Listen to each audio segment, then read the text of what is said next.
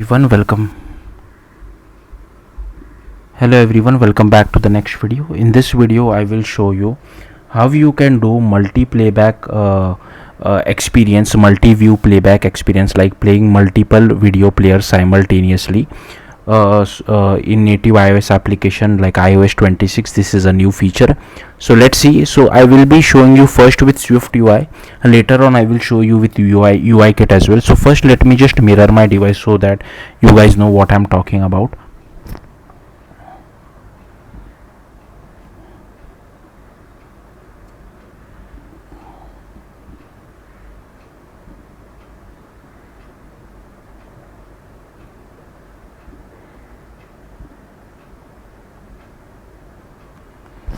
Okay, so here you can see the output. Now I'll just rerun the app because I want to show you something.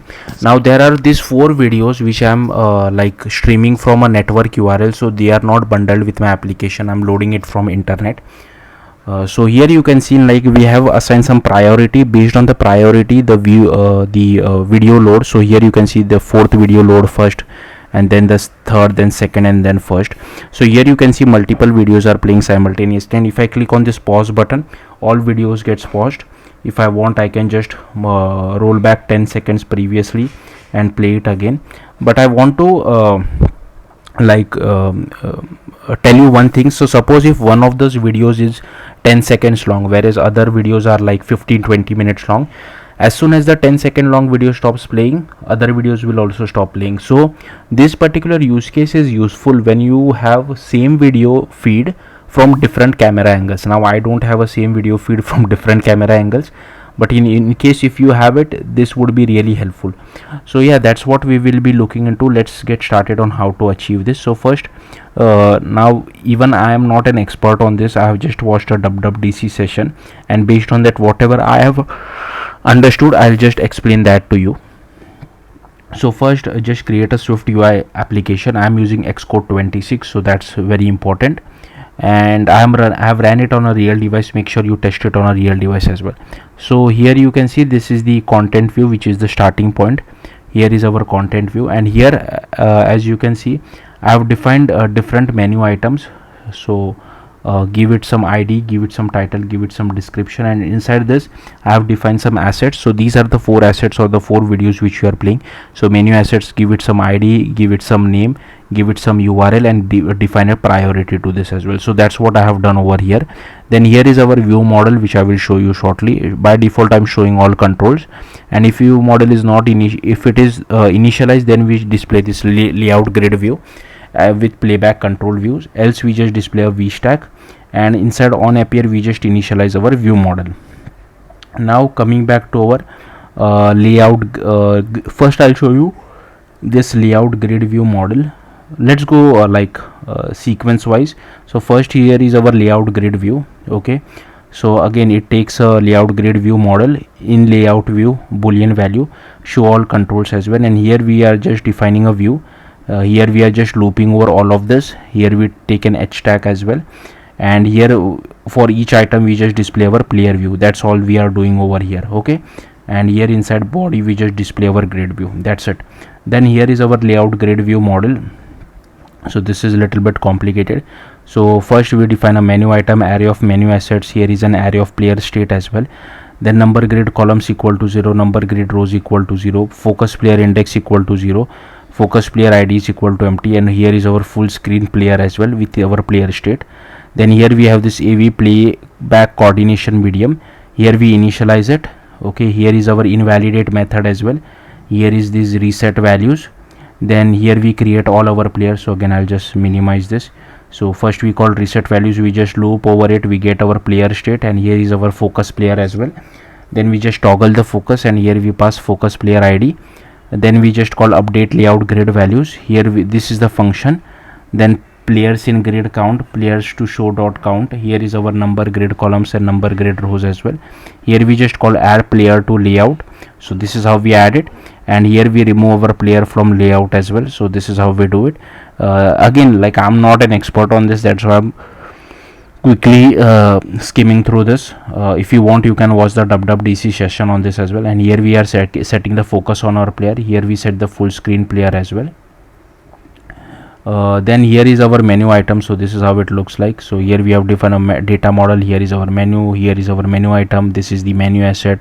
Here we have defined network priority as well, and this is how we are passing. Okay, then so I have already shown you this. This is the playback control view. So again, it takes a bindable of layout grid model as well as show all controls. Here we define an h tag to show all controls, whether we want to show it or not. And this is for tvOS, so you can ignore this. And here is our show all controls. So here we define the go backwards by 10 seconds.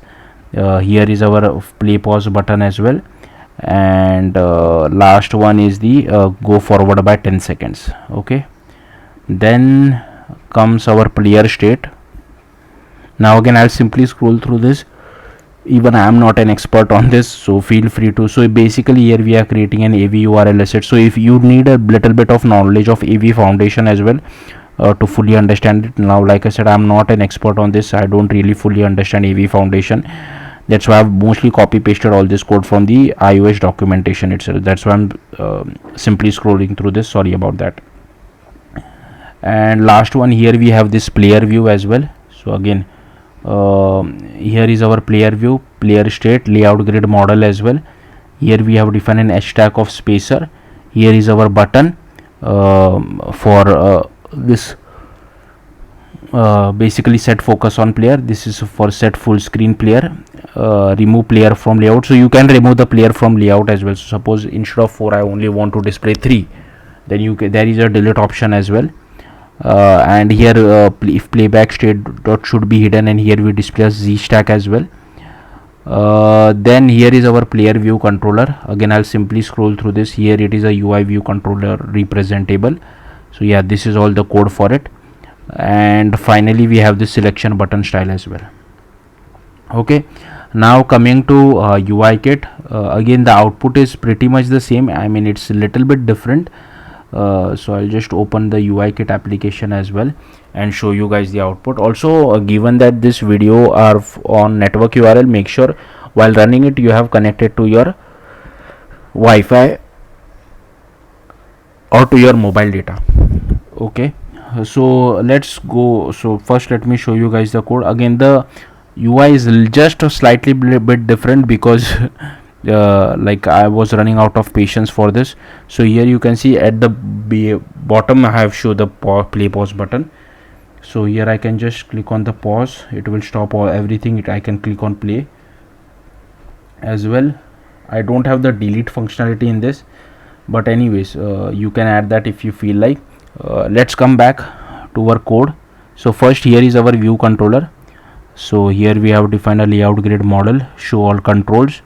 Here is our UI stack view and player control views. Here we just defined our menu item. We initialize our view model, create our player, then call setup UI. Then we initialize our grid container, update our grid as well.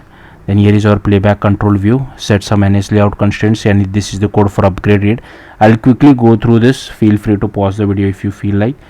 Then here is our layout grid view model. So again, I'll say this is similar to what I have shown you previously.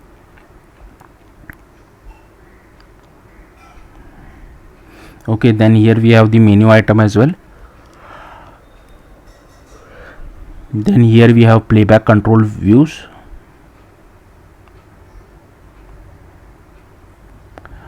Then this is the player state. Again, this is similar to what I have shown you earlier.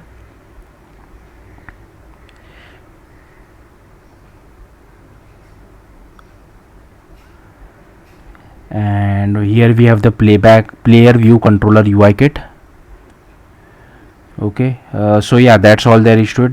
Nothing in the scene delegate as such, the default code. So yeah, that's it. Thank you for